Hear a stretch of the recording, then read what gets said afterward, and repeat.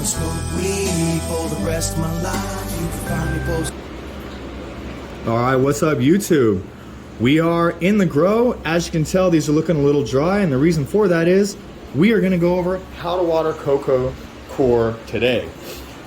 We will dabble a little bit on how to water soil, or at least how I check when I need to water, would be a better way of saying that actually, and get right into it.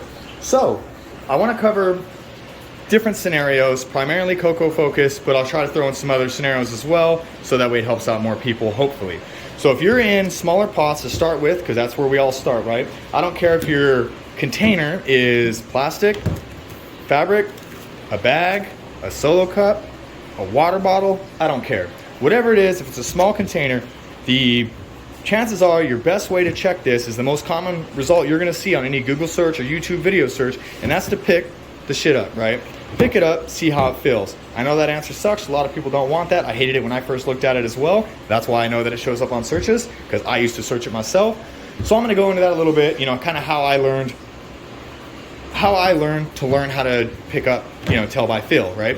So the best way I found personally was when you very first go to put into your original cup, solo cup, this, whatever, right? When you first go to do it, you got your soil in there, you got your cocoa in there, your peat moss.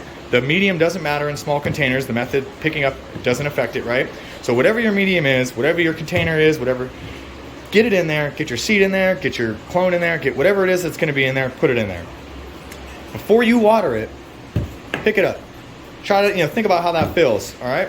Now you're probably gonna have to do a lot of these, so after you pick that one up, go ahead and fill up all the other ones. That means you're gonna be picking up a bunch of them, and then once you're all done filling all your little cups up, stop, pick it up one more time. Okay, now water it.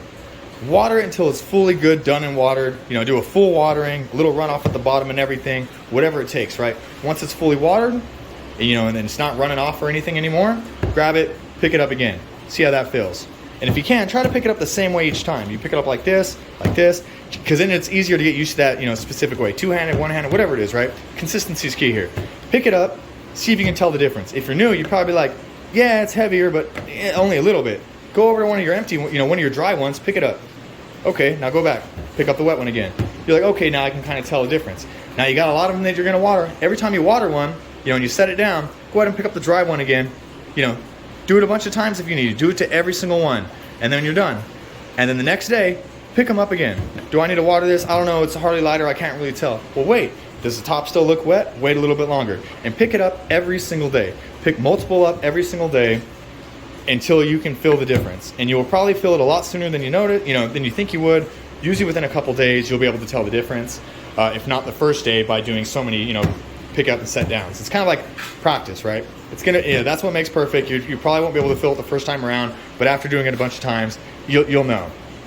And then eventually you'll just be able to know by, oh, this takes roughly 2 to 3 days. And you know that you can wait 2 days and be like, oh yeah, that's getting light.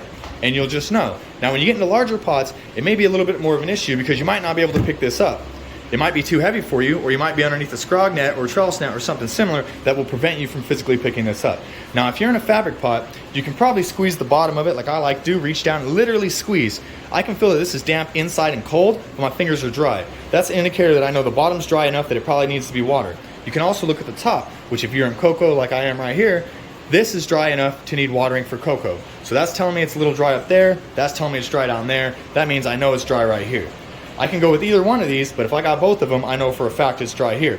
Now if you pretend this was soil and not cocoa, you scoot this aside, that's damp. In soil, you probably want to let this go 1 or maybe 2 more days, depending on how much it dries back, container size, because soil just takes longer, right? You would drown it a lot easier because soil compresses when it's wet, prevents oxygen, air getting in there for the root zone, and it's just water, and your roots need an ideal ratio of both in order to grow properly. Cocoa maintains that ideal ratio much more easily, which is why right now I would say this needs water. Water cocoa more than you think you need to. Soil usually less than you think you need to.